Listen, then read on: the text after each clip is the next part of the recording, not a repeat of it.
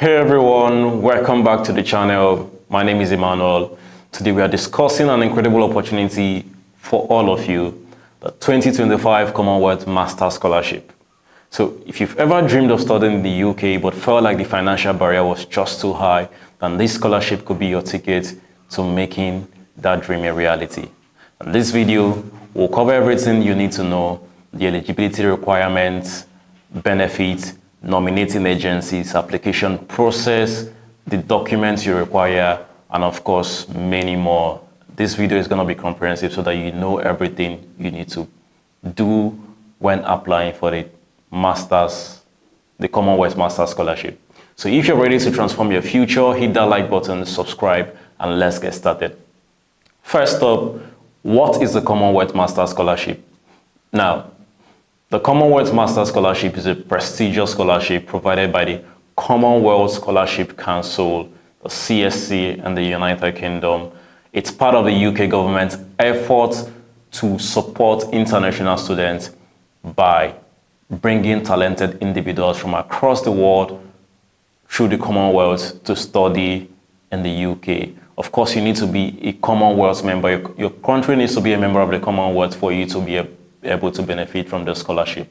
The goal of this scholarship is simple: bring the best minds from developing countries, train them up in world-class universities, and help them return to their home countries as leaders and innovators. So this scholarship is going to equip you with everything you need to know to make your mark on the global stage. The scholarship works under the Commonwealth Scholarship Fellowship Plan, the CSFP, showcasing the UK's commitment to the Commonwealth. Now, here's where things get even better. It combines sustainable development goals with international collaboration. So you will not only be investing in your education, but also in the future of your country. The idea of the Commonwealth Masters Scholarship is that the knowledge you get, you take it back to your home country and develop your own country. Now, let's get to the juicy part. Who can apply for the Commonwealth Scholarship? To be eligible for the Commonwealth Scholarship, Masters Scholarship, there are some key requirements you need to meet. Let's break them down, of course. First, you must be a citizen or have been granted refugee status by an eligible Commonwealth country. What this means is that you must be a citizen of a Commonwealth country, or you must have been granted a refugee status. It means a Commonwealth country would have given you a refugee in a Commonwealth country before you'll be able to apply for this scholarship. Alternatively, you can be a British protected person. You also need to permanently reside in an eligible Commonwealth country. This is very important, which means you don't need to be from a Commonwealth country. You need to also be living in a Commonwealth country. Secondly, you must be available to start your academic studies in the UK by September of 2025. So if you're applying this year, you're expected to start your studies by September of next year, 2025. So if you're planning any big trips next year, this might be something to consider. Thirdly, and this is critical, you'll need a first degree of at least second-class honors upper division, or if you hold a lower class degree, 2-2, you'll need relevant postgraduate qualification, typically a master's degree, to apply for this scholarship. Now, the CSC normally doesn't fund a second master's degree, but if you're planning on applying for a second one, you must give a strong justification for why it's essential for your academic or professional career. You need to show the commission, the selection committee, that this master's, the second master's degree you want to take is really, really important for your career. You need to prove that beyond reasonable doubt, of course. Now, lastly, you must demonstrate that you are unable to afford studying in the UK without the scholarship, and of course, submit all the required documentation in the correct format. You must show beyond reasonable doubt that you cannot afford it by way of bank statements, tax clearance, or something like that. You need to prove beyond reasonable doubt that you cannot afford to study in the UK. There is no cutting corners here. You must prove it. Now, here's an important part of the process that you cannot skip: nominating agencies. Nominating agencies play a key role in the Commonwealth Masters Scholarship. To be considered for the Commonwealth Masters Scholarship, you must be nominated by a recognized nominating agency or university in the UK with which the CSC has a partnership. Yeah. So now, what are nominating agencies? Now, nominating agencies, these are government bodies Sometimes there are non-governmental organizations and sometimes universities in your home country that have been approved by the Commonwealth Scholarship Commission to nominate candidates. Yeah. Sometimes the Commonwealth Commission appoints or nominates some schools in your home country to act as nominating agencies to nominate candidates for the scholarship. They play a pivotal role in the selection process by reviewing applications and nominating the best candidates for the scholarship. Now, each Commonwealth country has a designated nominating agency, so it's crucial you check the official Commonwealth website to find out which agency is responsible for nominations in your country.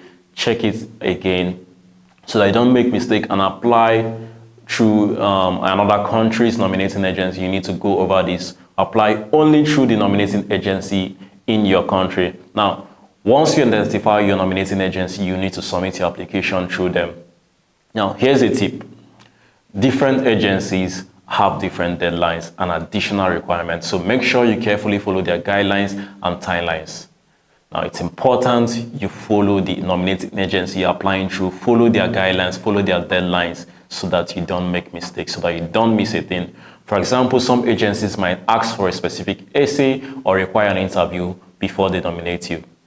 Find out what it takes for each agency and go through that process. This means you have to impress the agency before you can even get to the Commonwealth Scholarship Commission review stage. This is where you start. Now, you need to impress the nominating agency first. Now, some nominating agencies prioritize candidates who align with specific national development goals, so it's a good idea to research your country's development priorities and show how your studies contribute to them. What is the big development idea in your country? What is it you think your country is lacking the most? Check it and align your study priorities with your country's development goals. Now, once your application is submitted and if you are nominated, it will be sent to the Commonwealth Scholarship Commission for the final selection. Now, this is why working closely with your nominating agency is key, so that you know when they have moved to the next stage, so that you don't miss out on anything. So now that we've covered who can apply and the role of nominating agencies, now let's talk about some good stuff, the benefits. What do you actually get if you're awarded the Commonwealth Masters Scholarship? There are a lot of perks, I promise you, to being awarded the Commonwealth Masters Scholarship. A lot of perks. I'm not kidding, guys. So the first thing here is your airfare. The Commonwealth Masters Scholarship provides you an airfare to the UK and back home is fully covered. But heads up, this doesn't include any dependents, so you'll be flying solo. What this means is that you do not carry, and you're not going to carry any dependents. The airfare is solely for you and you alone. Secondly, the scholarship covers tuition fees. They are completely paid by an agreement between the CSC and the university, so no stressing over expensive tuition bills. It's all taken care of. Thirdly, you receive a monthly stipend of £1,346 or £1,652 if you're living in London, if you're studying in London. So whether you're in the heart of the city like London or in quieter cities like Norwich, you'll have enough to cover your living expenses. So there's also a warm clothing allowance. If you're not used to the UK's chilly weather, definitely a perk if you're coming from tropical countries like Nigeria and some other sub-Saharan African countries. So there's also that allowance. There's also a study travel grant for any research trips or academic excursions you might need to make within or outside the UK. This grant provides you with everything you need to, every travel allowance for research, of course, or academic trips you make during the course of your study within or outside the UK, of course. And finally, for any single parent out there, there's a child allowance. If you're bringing your children with you to the UK, there's an allowance for you to be able to cater for your child. So, all right.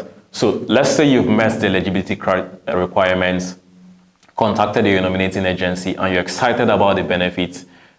Let's go over the documents you will need to apply. There are some documents you need to apply with. In the application form, you'll be asked for a lot of documents.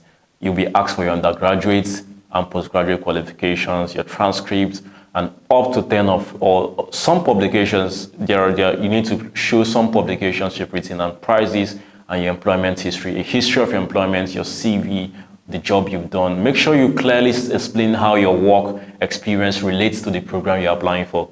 This is very important. This is a non-negotiable. It's important you try to align your work experience with the program you're applying for. You also need to provide a development impact statement in 4 parts, explaining how your studies will address global national development issues and how you apply your new skills back home.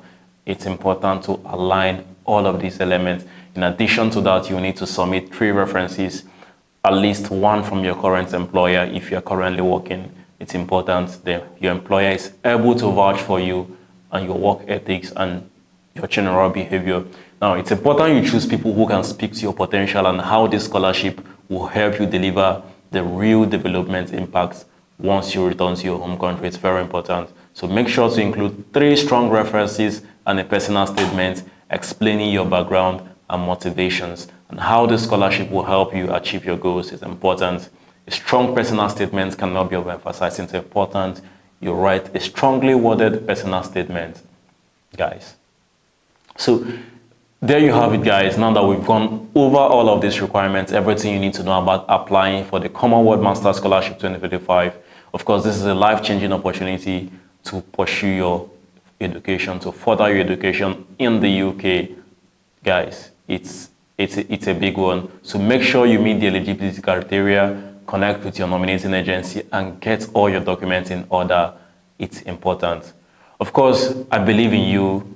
Go out there and make it happen. Thank you so much for watching, guys. If you found this video helpful, don't forget to like, subscribe, and hit the notification bell so you don't miss out on more scholarship tips and study abroad opportunities.